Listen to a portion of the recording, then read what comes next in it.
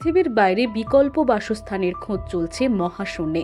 সেই লক্ষ্যে এবার 17টি এক্সোপ্ল্যানেট অর্থাৎ সৌরজগতের বাইরে অবস্থিত গ্রহকে চিহ্নিত করল আমেরিকার মহাকাশ গবেষণা সংস্থা নাসা। বরফের চাদরের নিচে সেখানে জল টলটলে সাগর মহাসাগর থাকার ইঙ্গিত মিলেছে। সেই নিরিখেই ওই 17টি এক্সোপ্ল্যানেটকে চিহ্নিত করা হলো। এক্সোপ্ল্যানেটস উইথ সাবসারফেস ওসিয়ানস আসলে কি, দেখতে থাকুন।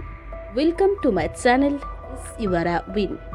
নয়া একটি রিপোর্টে ওই 17টি এক্সোপ্ল্যানেটকে চিহ্নিত করা হয়েছে।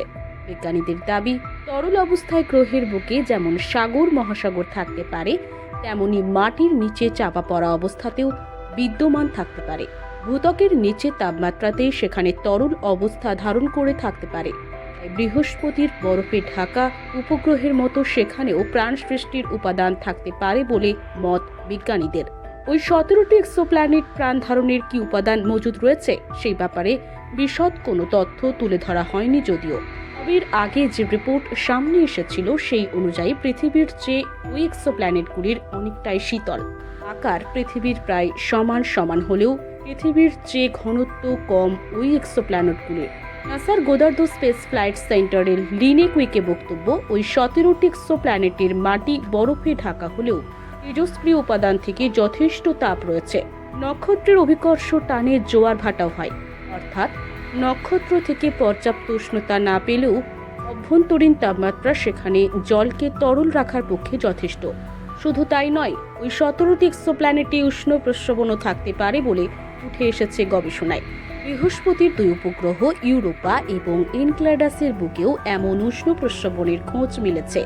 ক্ষেত্রে 2টি উষ্ণ প্রস্রবণ প্রক্সিমা সেন্টারি বি এবং LHS 1140 বি এক্সোপ্ল্যানেটের উল্লেখ উঠে এসেছে। সেখানে জল টলটলে সাগর মহাসাগর রয়েছে বলে দাবি বিজ্ঞানীদের। ওই 2টি এক্সোপ্ল্যানেটকে বিশেষ গুরুত্ব দিয়ে দেখা হচ্ছে। সেখানের বায়ুমণ্ডলের রাসায়নিক উপাদান এবং ভাসমান কণাগুলি নিয়েও আরও পরীক্ষা নিরীক্ষা হবে। পৃথিবীর বিকল্প বাসস্থানের খোঁজ আজকের নয়। মঙ্গল গ্রহ থেকে চাঁদ চেষ্টা চরিত্রে কোনো খামতি নেই। সৌরজগতের বাইরের গ্রহগুলিকেও বিশেষ গুরুত্ব দিয়ে দেখা হচ্ছে। এমন একাধিক এক্সোপ্ল্যানেটের খোঁজ মিলেছে যেখানে প্রাণ ধারণের উপযোগী উপাদান রয়েছে এবং ভবিষ্যৎ বাসস্থান হিসাবে সেগুলিকে দেখতে শুরু করেছে বিজ্ঞানীরা। ভিডিওটা কেমন লাগলো লাইক, শেয়ার, কমেন্ট করে জানাবেন। নতুন হলে সাবস্ক্রাইব করতে ভুলবেন না। সুস্থ থাকুন, ভালো থাকুন, ধন্যবাদ।